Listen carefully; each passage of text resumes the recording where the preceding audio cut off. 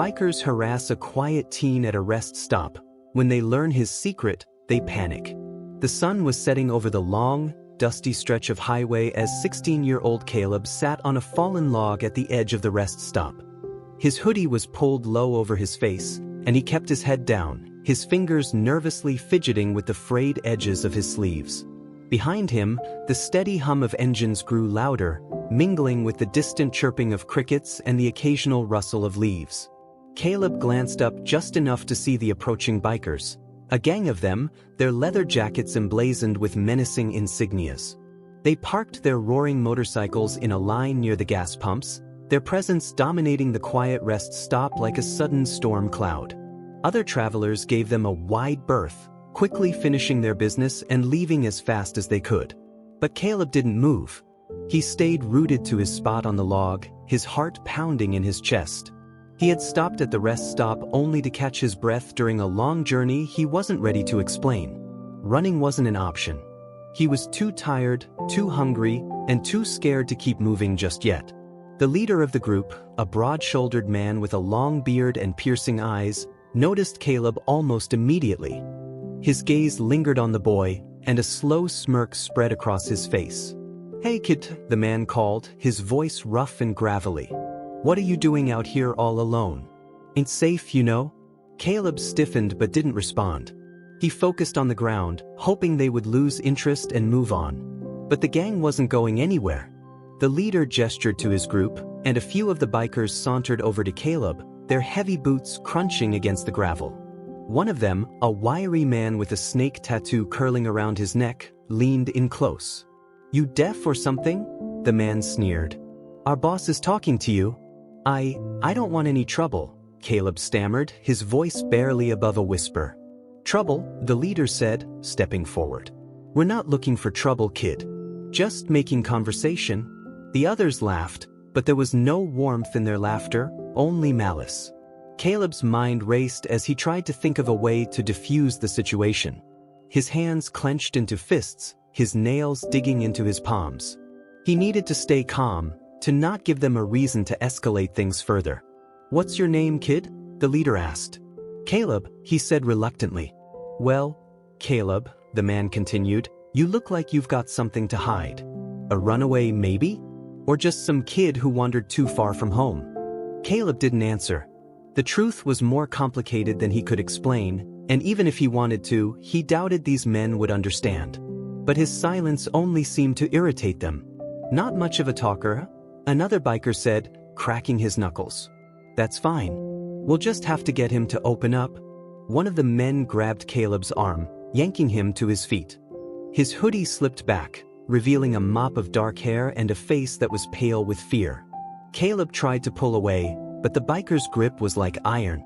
"Let go of me," Caleb shouted, panic creeping into his voice. "Relax, kid," the leader said, holding up a hand. "We just want to know what you're doing out here. You can't blame us for being curious." Caleb's heart raced as he scanned the rest stop for anyone who might help, but the place was nearly deserted. The few remaining travelers were too intimidated to intervene, their eyes darting away as they hurried to their cars. The bikers began to rifle through Caleb's backpack, dumping its contents onto the ground. A change of clothes, a water bottle, and a notebook fell out, scattering across the gravel. One of the men picked up the notebook, flipping through its pages with a smirk. "What's this?" "A diary," he taunted. "Let's see what secrets Caleb's been keeping." "Give that back," Caleb shouted, lunging forward. But another biker stepped in, shoving him back with a rough laugh. "Easy there, kid," the man said. "You're not in charge here." The leader held up a hand again, silencing the others. He stepped closer to Caleb, his eyes narrowing. "You've got a lot of fire for someone in your position. Makes me think you're hiding something big. What is it, huh? Money? Drugs?" "It's nothing," Caleb said quickly. "I swear. Just let me go." But the leader wasn't convinced. He motioned for his men to continue searching, and Caleb felt a sinking dread as they tore through his belongings. Then, one of the bikers let out a low whistle, holding up a piece of paper he had found folded in the bottom of the bag. "Hey boss," the man said, handing the paper to the leader. "You might want to see this." The leader unfolded the paper, his eyes scanning its contents.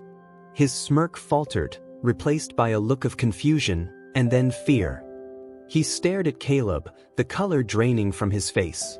"Where did you get this?" the leader demanded, his voice trembling slightly. Caleb didn't answer. He could see the shift in the biker's demeanor. The bravado that had filled the air moments ago was gone, replaced by an uneasy tension.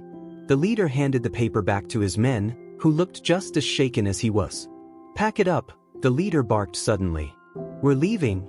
The bikers hesitated, glancing at each other in confusion. "Boss, what's going on?" one of them asked. "I said we're leaving," the leader snapped. "Now." The men scrambled to obey, quickly gathering their belongings and climbing onto their motorcycles. Caleb watched in stunned silence as the gang that had been tormenting him moments ago suddenly sped off into the night, their engines roaring as they disappeared down the highway. He sank back onto the log, his mind racing. Whatever they had seen on that piece of paper had been enough to send them running. But why? And what did it mean for him? Caleb picked up the discarded paper, unfolding it with trembling hands. His eyes scanned the familiar words, and his stomach turned as he realized what it was: an official-looking document with a government seal at the top. His name was printed in bold letters, followed by a series of instructions that were coded and cryptic, but unmistakably important. It was the reason he had been on the run. The reason he had stopped at this rest stop in the first place. And now, it seemed, the bikers knew his secret. Caleb stared at the document, his hands trembling as his mind raced. The government seal at the top of the paper glinted faintly in the fading sunlight, and the cryptic wording made his heart pound. He hadn't meant for anyone to find it, least of all a gang of bikers who now knew his secret. The silence around him felt heavy, broken only by the distant hum of the retreating motorcycles. What had scared them off so suddenly? Why had the sight of this document turned their bravado into panic? Caleb's instincts screamed at him to get moving, but his legs felt rooted to the ground. He couldn't shake the dread creeping up his spine. He carefully folded the paper and tucked it back into his bag. His belongings lay scattered around him: his notebook, his clothes, and the crumbs of a granola bar. Caleb quickly stuffed everything into his bag, his hands moving frantically. Whatever piece he'd found at this rest stop was gone. He needed to get as far away as possible. Miles away, the bikers pulled over at a secluded clearing off the highway. Their leader, known only as Bear, climbed off his motorcycle, his face pale and his breathing heavy. The rest of the gang dismounted hesitantly, glancing at each other in confusion. "Bear, what the hell was that about?" one of them demanded. It was Snake, the wiry biker with the tattoo that coiled around his neck. "We were just messing with some kid. Why'd we bolt like that?" Bear didn't answer immediately. Instead, he pulled the document out of his jacket pocket, holding it as if it might burn him. His eyes scanned the words again, and the fear in them was unmistakable. "You don't mess with people like that," Bear finally said, his voice low and gravelly. "That kid? He's not just some runaway. Involved in something way above our heads." Snake scoffed, his skepticism clear. "Involved in what? He didn't look like much to me. Just some scrawny kid with a bad attitude." Bear glared at him. "You don't get it, do you? This isn't a game. This document, this seal, it's government. High level. And if that kid's carrying something like this, it means he's either dangerous, important, or both." The gang fell silent, the weight of Bear's words sinking in. Another biker, a burly man named Tank, scratched the back of his neck nervously. "So what do we do? Just leave it alone?" "Yes," Bear said firmly. "We stay far away from him. Whatever he's running from, or running to, we don't want to get caught in the middle." Snake wasn't convinced. "What if he's worth something? You think someone carrying a document like that doesn't have people looking for him? People who might pay big to know where he is?" Bear stepped forward, his towering frame casting a shadow over Snake. "And what if the people looking for him aren't the kind you can bargain with? You want to gamble your life on that?" Snake hesitated, his bravado faltering under Bear's intense gaze. He muttered something under his breath and turned away, but the tension among the group remained palpable. "We move on," Bear said, his tone final. "Forget the kid. Forget the document. We don't need that kind of trouble." The bikers nodded reluctantly, mounting their motorcycles once more. But as they roared back onto the highway, Snake's mind churned with possibilities. He wasn't ready to let this go, not yet. Back at the rest stop, Caleb hoisted his backpack over his shoulder and started walking. His legs ached, and every step felt heavier than the last, but he couldn't afford to stop. The encounter with the bikers had left him shaken, but it had also reminded him of the danger he was in. Whoever had sent him that document, whoever thought he was the right person to carry it, had put a target on his back. As the sky darkened and the first stars appeared, Caleb found himself wishing he had somewhere to go. Somewhere safe. But the truth was he had no one. Not anymore. His parents had died when he was young, and the foster system had chewed him up and spit him out. He'd learned early on not to rely on anyone but himself. But this was different. The document he carried wasn't just a burden, it was a responsibility. And while Caleb didn't fully understand what it meant, he knew one thing for sure: there were people who would do anything to get their hands on it. He thought back to the last time he had seen the man who had handed him the envelope containing the document. It had been at the edge of town, late at night.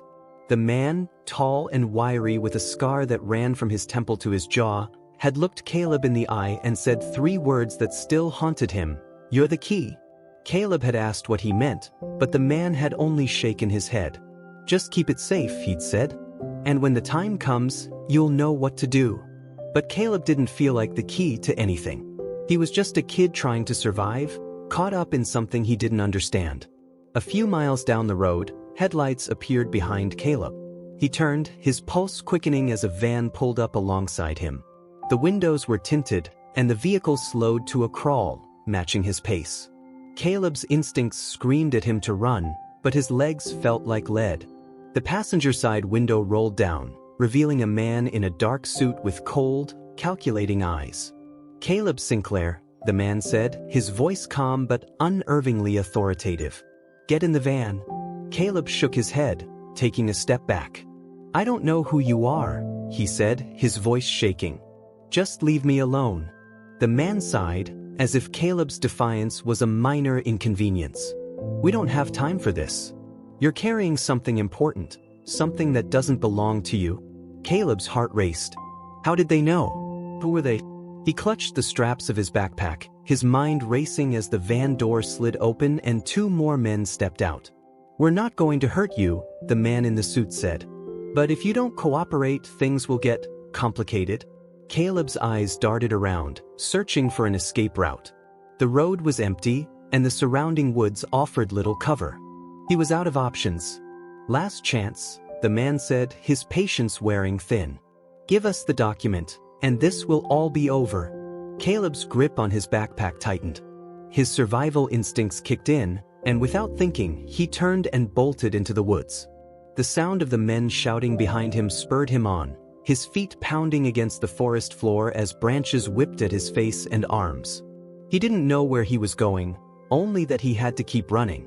Keep the document safe. Keep himself alive. The forest was dark, its dense trees casting long shadows under the moonlight. Caleb ran blindly, his breath coming in sharp, uneven gasps. Behind him, he could hear the men shouting, their footsteps crashing through the underbrush. They were relentless, and he knew they wouldn't stop until they had him, or the document he carried. His legs burned with every step, but Caleb pushed himself to keep moving. The backpack thumped against his back, its weight a constant reminder of the secret he carried. He didn't know what was on the document or why it was so important, but he understood one thing. If these men got their hands on it, something terrible would happen. Caleb reached a small creek, its water glinting under the pale moonlight. He paused for a moment, listening. The shouts were closer now, the men closing in. Thinking quickly, he crouched down and splashed water on his shoes and the bottom of his jeans, then jumped onto a cluster of rocks in the middle of the stream. He used the rocks to cross without leaving footprints, hoping to throw his pursuers off his trail. Once on the other side, he ducked behind a large tree and held his breath. The men reached the creek moments later, their flashlights cutting through the darkness. Caleb pressed himself against the tree, his heart pounding so loudly he was sure they would hear it. "Where is he?" one of the men barked, his voice sharp with frustration. He can't have gone far, another replied. Search the area. He's got to be close. Caleb watched as the men fanned out, their beams of light sweeping across the forest floor. His pulse raced as one of them moved closer to his hiding spot, the flashlight's glow just inches from his feet. He bit down on his lip to keep from making a sound, every muscle in his body tense. Just as the man was about to step closer, another voice called out. Over here. I think I found something. The man turned and jogged toward the voice, his flashlight disappearing into the trees. Caleb exhaled silently, his entire body trembling with adrenaline. He couldn't stay here. It was only a matter of time before they doubled back. Creeping away from the tree, Caleb moved deeper into the forest, sticking to the shadows and avoiding the flashlight beams. He didn't know where he was going, but he trusted his instincts to guide him. Survival was the only thing that mattered now. After what felt like hours, Caleb emerged from the forest onto a narrow, winding road. The area was quiet, and there was no sign of the men who had been chasing him. He allowed himself a moment to catch his breath, leaning against a tree as his lungs burned and his legs ached. In the distance, he saw the faint glow of headlights approaching. His first instinct was to hide, but as the vehicle drew closer, he realized it wasn't the van. It was a pickup truck, its engine humming steadily as it crept down the road. Caleb stepped into the middle of the road, waving his arms frantically. The truck screeched to a halt, its driver leaning out the window with a startled expression. "Are you crazy, kid?" the man shouted. "What are you doing out here?" "Please," Caleb said, his voice shaking. "I need help. They're after me." The man's brow furrowed, and he looked around nervously. "Who's after you?" "There's no time to explain," Caleb said, glancing over his shoulder. "Please, just get me out of here." The man hesitated for a moment, then gestured for Caleb to climb into the truck. "Get in." Caleb scrambled into the passenger seat, slamming the door shut as the truck sped off down the road. He leaned back in the seat, his chest heaving as relief washed over him. "Start talking," the man said, his tone serious. "What's going on?" Caleb hesitated, unsure of how much to reveal. "It's complicated," he said finally. "There's something I have that they want. Something important." The man glanced at him, his expression skeptical. "Important, huh? What's a kid like you doing mixed up in something like that?" "It wasn't my choice," Caleb said, his voice barely above a whisper. "I didn't ask for any of this." The man sighed, shaking his head. "Well, you're lucky I stopped. Most people wouldn't have." "Thank you," Caleb said sincerely. "I don't know what I would have done if you hadn't." The man nodded, his eyes fixed on the road. "Name's Jim, by the way. And you?" "Caleb." "Well, Caleb," Jim said, "looks like you've had a rough night. You got somewhere you're trying to go." Caleb hesitated. The truth was, he didn't have a destination. He was just trying to stay one step ahead of the danger closing in around him. "I don't know," he admitted. "Just away." Jim frowned but didn't press further. "All right, I know a place a few towns over where you can lay low for a while. It's not much, but it's safe. Sound good?" Caleb nodded, grateful for the kindness of this stranger. "Yeah, thank you." As they drove through the night, Caleb felt the tension in his body slowly begin to ease. The steady hum of the truck's engine was almost soothing, and for the first time in what felt like forever, he allowed himself to relax. But the peace didn't last long. Jim's phone buzzed in the cup holder, and he picked it up with a frown. "Hang on," he said, answering the call. "Yeah." Caleb couldn't hear the voice on the other end, but he noticed the way Jim's grip on the steering wheel tightened, his knuckles turning white. "Are you sure?" Jim asked, his tone sharp. "All right, I'll handle it." He ended the call and glanced at Caleb, his expression unreadable. "Looks like we've got company." "What?" Caleb asked, his heart sinking. Jim nodded toward the rearview mirror. Caleb turned to look and felt his stomach drop. Headlights appeared in the distance, growing closer with alarming speed. "It's them, isn't it?" Caleb said, panic creeping into his voice. "Looks like it," Jim said grimly. "Hold on, kid." He pressed down on the accelerator, and the truck lurched forward, its engine roaring as it sped down the narrow road. The headlights behind them grew brighter, and Caleb could hear the faint sound of the van's engine over the rush of wind. "What do we do?" Caleb asked, gripping the edge of his seat. "Trust me," Jim said, his eyes narrowing. "I've dealt with worse." The truck veered onto a dirt path, kicking up a cloud of dust as it swerved around sharp turns. Caleb clung to the door handle, his heart pounding as the van followed close behind. Jim reached under his seat and pulled out a handgun, handing it to Caleb. "You ever use one of these?" Caleb shook his head, his hands trembling. "No." "Then don't," Jim said. "Just hold on tight. I'll take care of this." The chase continued, the van gaining on them with every passing second. Caleb's mind raced as he tried to make sense of everything. He had no idea who these men were or why they wanted the document so badly, but he knew one thing: he couldn't let them catch him. Jim took a sharp turn, the truck skidding dangerously close to the edge of a steep embankment. The van followed, its tires screeching as it struggled to keep up. "Hang on," Jim shouted. The truck barreled down the dirt path, heading straight for a narrow bridge that spanned a rushing river. The bridge was old and rickety, its wooden planks creaking under the weight of the truck as they sped across. Caleb glanced back to see the van hesitate at the edge of the bridge, its driver unsure if it could support their weight. Jim didn't wait to find out. He floored the accelerator, the truck racing toward the other side. As they reached solid ground, the sound of the van's engine faded, and Caleb realized they had gained a crucial lead. Jim slowed the truck and pulled onto a hidden side road, parking behind a thick cluster of trees.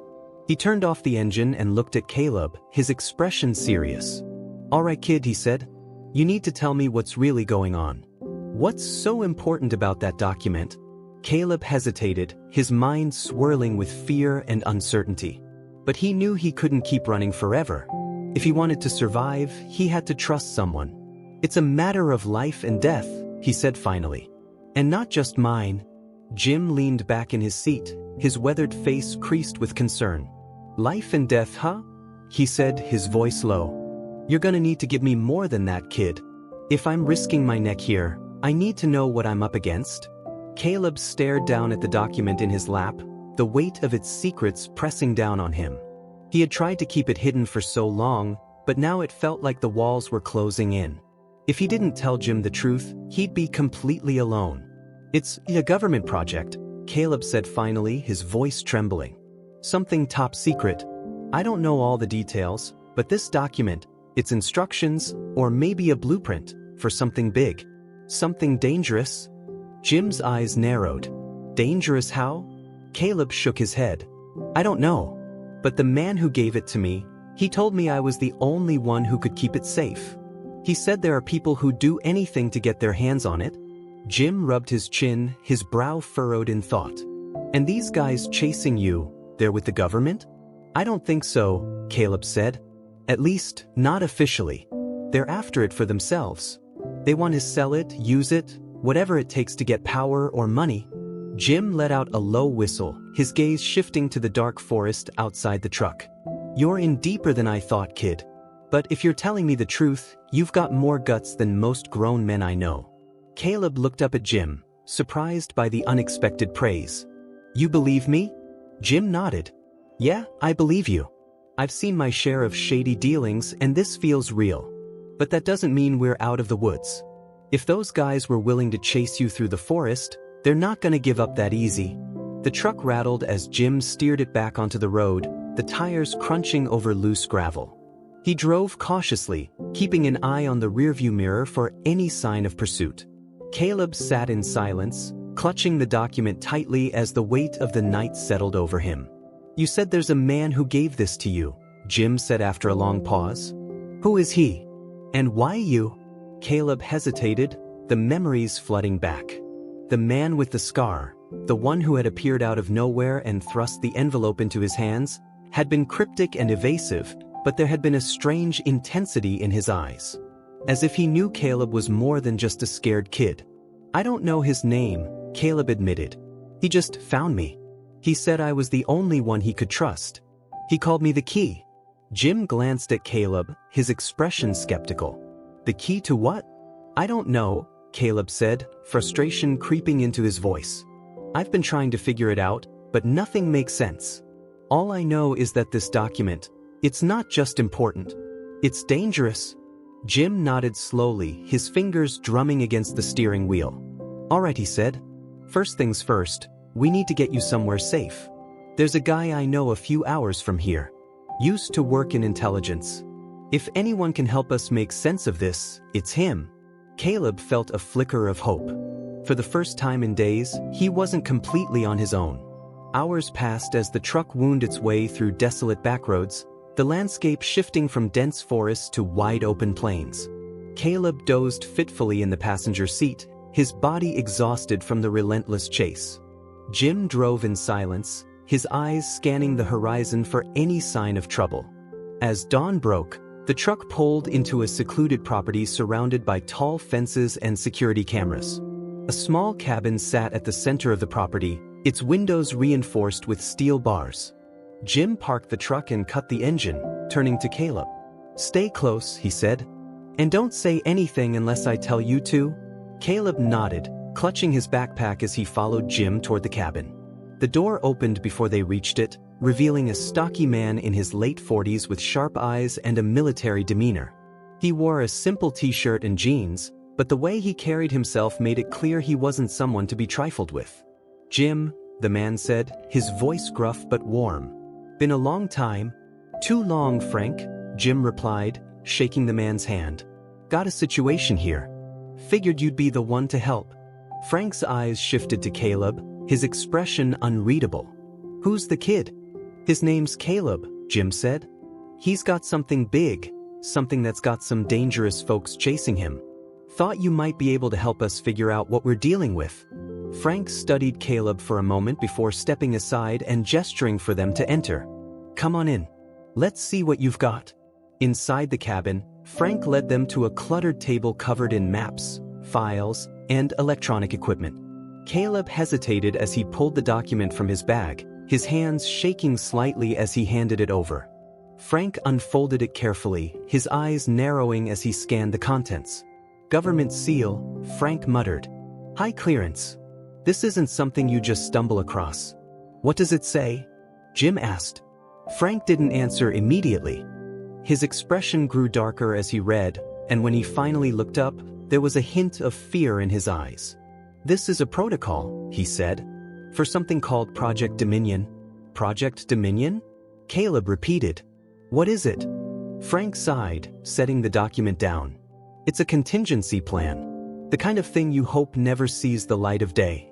From what I can tell, it's a blueprint for a massive surveillance system, something that can track, monitor, and control entire populations. And it's not just theoretical. If this document exists, it means they're already building it." Caleb felt a cold chill run down his spine. "Why would someone give this to me?" Frank shook his head. "That's the part one don't get. This kind of information doesn't just walk out of a government facility. Whoever gave this to you must have had a damn good reason." Jim frowned. "And these guys chasing him? They're not with the government." "No," Frank said firmly. "If they were, we'd be dealing with black ops, not a bunch of thugs in a van. My guess? Someone on the inside leaked this to the wrong people. Now they're trying to sell it, and they'll do whatever it takes to tie up loose ends." Caleb's stomach churned. "So what do we do?" Frank leaned back in his chair, his gaze thoughtful. "We can't destroy it. Something like this needs to be exposed.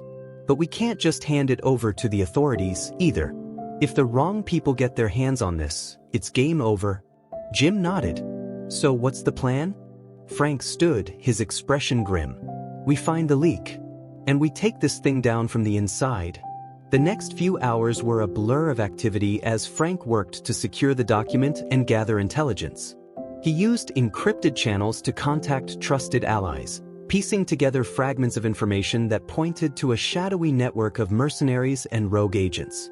Caleb watched in awe as Frank worked, his fear mingling with a newfound sense of determination.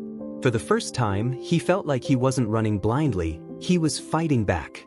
But as night fell, a sense of unease settled over the cabin. Caleb couldn't shake the feeling that they were being watched, and his instincts proved right when the first gunshot shattered the quiet. "Down!" Frank shouted, pulling Caleb to the floor as the windows exploded in a hail of bullets. Jim grabbed his handgun, returning fire as shadows moved outside the cabin. They found us, Frank said, his voice grim. We've got to move. Caleb's heart pounded as Frank shoved the document back into his backpack and guided him toward a hidden door in the floor. Go! Frank shouted. I'll cover you. What about you? Caleb asked, panic rising in his voice. Don't worry about me, kid, Frank said. Just keep that document safe. Caleb hesitated for a moment before Jim grabbed his arm, pulling him toward the hidden passage. Together, they disappeared into the darkness, the sound of gunfire echoing behind them. Caleb stumbled into the dark, narrow passage beneath the cabin, his breathing ragged and shallow. The sounds of gunfire and shouts above them sent shockwaves of adrenaline through his system. Jim led the way, his flashlight beam cutting through the pitch-black corridor. Keep moving, Jim urged, his voice sharp but steady. This tunnel leads to the woods. Once we're out, we can figure out our next move. Caleb nodded, his fingers clutching the straps of his backpack like a lifeline. His legs ached, his chest burned, but he forced himself to keep pace. He couldn't let the document, or himself, fall into the wrong hands. Behind them, the gunfire grew louder, punctuated by shouts that sent a chill down Caleb's spine. He couldn't help but wonder if Frank was okay. The man had stayed behind to give them a chance to escape, but Caleb had seen the odds stacked against him. They reached the end of the tunnel, where a rusted metal hatch blocked their path. Jim pushed it open with a grunt, and the cool night air rushed in, carrying with it the earthy scent of pine and damp soil. They emerged into a dense forest, the trees towering above them like silent sentinels. This way, Jim said, motioning for Caleb to follow. We need to put as much distance as we can between us and them. They moved quickly through the woods, their footsteps muffled by the thick layer of fallen leaves. Caleb's mind raced, replaying the events of the past few hours. Frank's revelation about Project Dominion had left him reeling. A surveillance system capable of controlling entire populations, it was more than he could comprehend. And yet, he was at the center of it all, carrying the one thing that could expose the truth. Jim, Caleb said, his voice barely above a whisper. Do you think Frank will make it? Jim hesitated, glancing over his shoulder. Frank's tough. If anyone can handle a situation like that, it's him. Caleb wanted to believe him, but the doubt lingered. And what about us? What do we do now? Jim sighed, his expression grim. First, we find a safe place to regroup. Then we figure out how to get this document to the right people. People who can stop Project Dominion before it's too late. But who can we trust? Caleb asked. If the government's involved, how do we know they won't just bury it? Jim didn't answer right away. The truth was he didn't know. But he wasn't about to let Caleb see his uncertainty. We'll figure it out, he said finally. One step at a time. As the first light of dawn broke through the trees, they reached a small clearing where an abandoned cabin stood, its wooden walls weathered and covered in moss. Jim motioned for Caleb to stay put while he checked the perimeter. The place seemed untouched, a relic of a bygone era. Jim returned a few minutes later, his face etched with exhaustion. It's clear, he said. We'll rest here for a bit and come up with a plan. Inside the cabin, the air was musty and the floorboards creaked under their weight. Caleb sank onto an old, dust-covered couch, his body heavy with fatigue. Jim rummaged through his backpack, pulling out a small first aid kit and a water bottle. Drink, he said, handing Caleb the bottle. You need to stay hydrated? Caleb nodded, taking a long sip before leaning back against the couch. For the first time in what felt like forever, he allowed himself to close his eyes, the weight of exhaustion pulling him into a restless sleep. Caleb's dreams were fragmented and chaotic. He saw flashes of the man with the scar, his eyes filled with urgency as he handed over the envelope. He heard Frank's voice, sharp and commanding as gunfire echoed in the background. And then there were the shadows, figures lurking just out of reach, their intentions dark and menacing. He woke with a start, his heart pounding in his chest. The cabin was quiet, the only sound the faint rustling of leaves outside. Jim sat by the window, his handgun resting on the table beside him as he kept watch. Bad dream? Jim asked without turning around. Caleb nodded, running a hand through his disheveled hair. Yeah. Jim glanced at him, his expression softening. Get used to it, kid. When you're in a situation like this, the nightmares don't stop until it's over. Do you think it'll ever be over? Caleb asked, his voice laced with doubt. Jim didn't answer immediately. Instead, he stood and walked over to Caleb, sitting down on the edge of the couch. I've been in a lot of bad situations in my life, he said. But one thing I've learned is that as long as you keep fighting, there's always a chance. You just have to hold on to that. Caleb nodded, though the weight of his fear and uncertainty was hard to shake. I just don't understand why this is happening to me. I'm nobody. Jim placed a hand on Caleb's shoulder. You're not nobody. You've got something they want, and that makes you important. But more than that, you've got the guts to do what's right. Not everyone can say that. Their moment of quiet was interrupted by the sound of a car engine in the distance. Jim was on his feet in an instant, grabbing his gun and peeking through the window. Caleb joined him, his pulse quickening as he spotted a black SUV moving slowly along the dirt road leading to the cabin. They found us, Jim muttered, his jaw tightening. Stay low and follow my lead.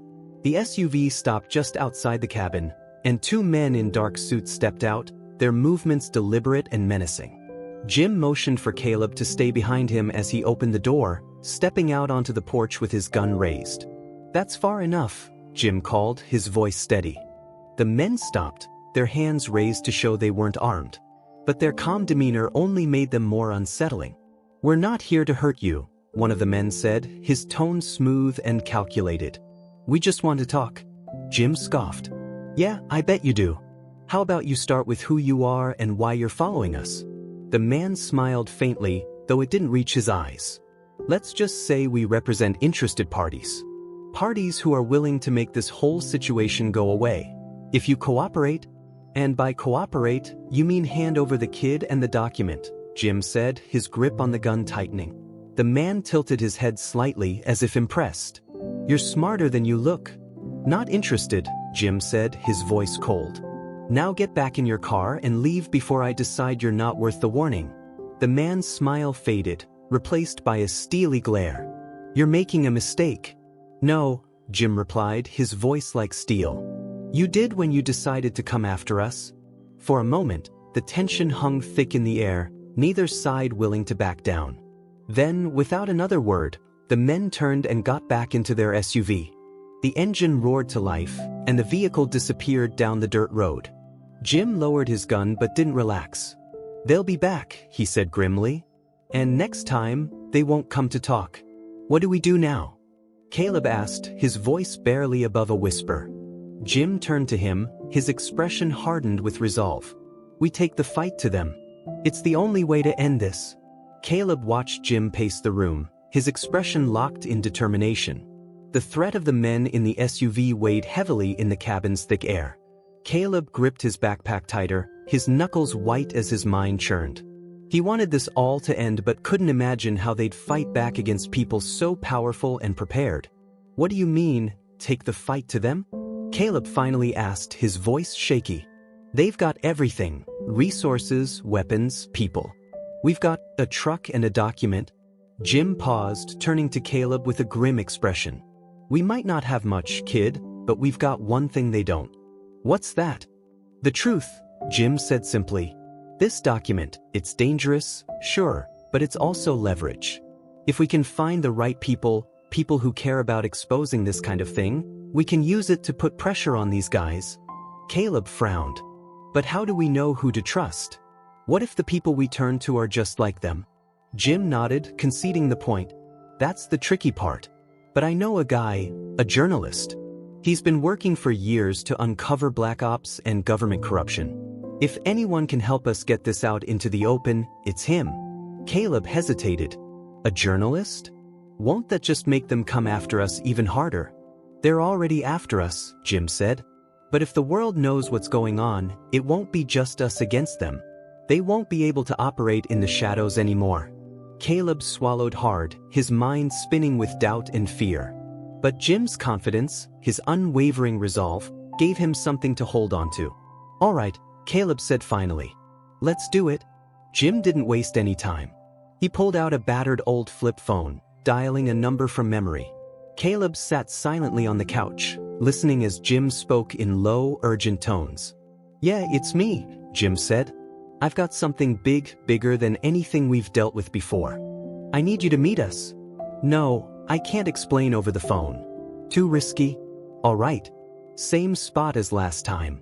Be there in 6 hours." He hung up and turned to Caleb. "We've got a meeting. It's a few towns over, but if we stick to back roads, we should be able to make it without drawing too much attention." "What if they're watching the roads?" Caleb asked. Jim's lips tightened into a thin line. "Then we'll have to get creative." The sun was just beginning to rise as Jim and Caleb loaded into the truck. Jim drove cautiously, taking detours through narrow dirt paths and weaving through small, unmarked roads that didn't appear on any map. Caleb sat in the passenger seat, his eyes scanning the horizon for any sign of pursuit. As the hours stretched on, the tension in the cab grew thicker. Caleb couldn't shake the feeling that they were being watched, even when there was no one else in sight. Every shadow, every bend in the road felt like a potential ambush. Finally, they reached a desolate diner on the outskirts of a small town. The parking lot was nearly empty, save for a rusted station wagon parked near the entrance. Jim pulled in, killing the engine and motioning for Caleb to stay close. Inside the diner, the smell of burnt coffee and frying bacon hung heavy in the air. A few patrons sat at scattered booths, their heads down as they ate their meals. In the far corner, a man in his mid-50s sat nursing a cup of coffee. He had salt and pepper hair and sharp, tired eyes that immediately locked onto Jim as they entered. "Jim," the man said, his voice low and gravelly. "Been a while." "Too long, Carl," Jim replied, sliding into the booth across from him. Caleb hesitated for a moment before sitting down next to Jim, clutching his backpack tightly. "This the kid you mentioned?" Carl asked, nodding toward Caleb. "Yeah," Jim said. "And he's got something you're gonna want to see." Carl raised an eyebrow, leaning forward as Jim pulled the document from Caleb's bag and slid it across the table.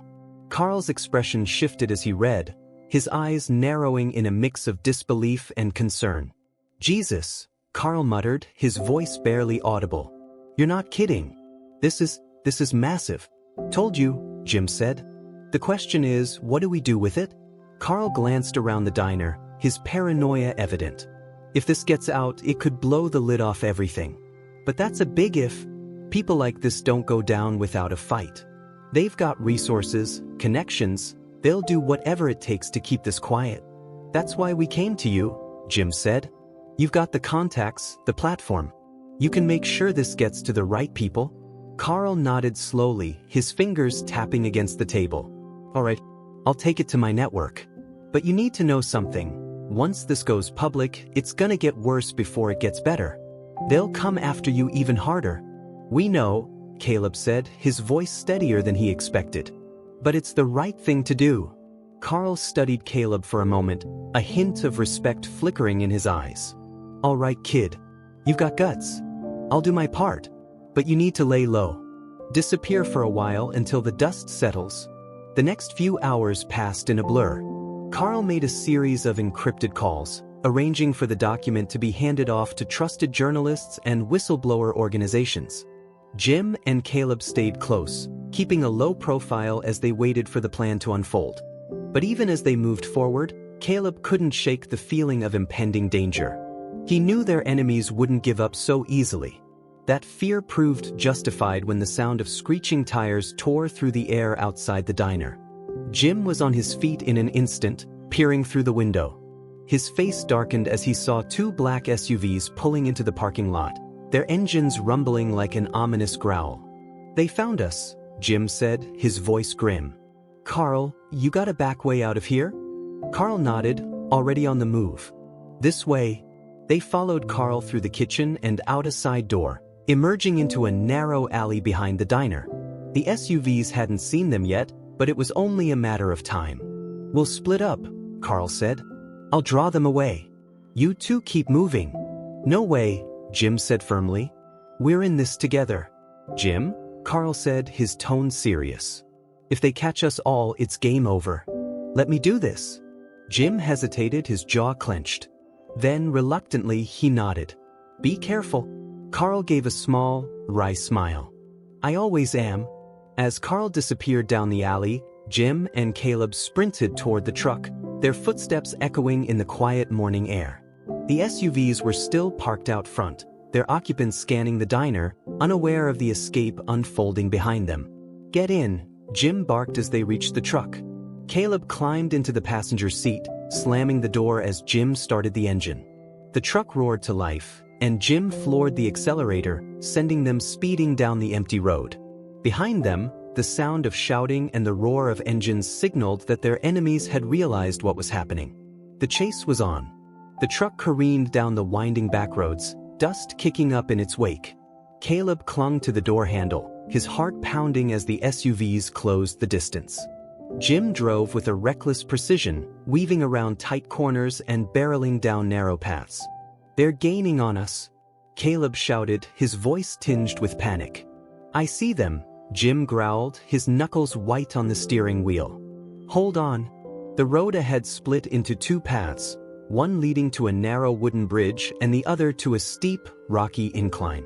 Jim made a split-second decision, veering toward the incline. The truck lurched violently as it climbed the uneven terrain, its tires struggling for traction. The SUVs followed, their engines roaring as they gave chase. Caleb could see the men inside, their faces grim and determined. He knew they wouldn't stop until they had what they wanted. Jim pushed the truck to its limits, the engine straining as it climbed higher. The incline leveled out into a ridge overlooking the forest below, and for a moment, it seemed like they had a chance to escape. But then, one of the SUVs veered sharply to the side, cutting them off and forcing Jim to slam on the brakes. The truck skidded to a halt, and Caleb felt his stomach drop as the second SUV pulled up behind them, boxing them in. "Stay in the truck," Jim ordered, grabbing his gun and stepping out. Caleb watched as Jim faced off with the men from the SUVs, his weapon raised and his expression defiant. The tension was palpable, the air thick with the threat of violence. "Give us the document," one of the men demanded, his voice cold and commanding. "And maybe we'll let you walk away." Jim's grip on the gun tightened. "You know that's not gonna happen." The standoff stretched on, every second feeling like an eternity. Caleb's mind raced, searching for a way out. He couldn't let it end like this, not after everything they'd been through. And then, without thinking, he made a decision. He grabbed the document from his backpack, opened the truck door, and stepped out.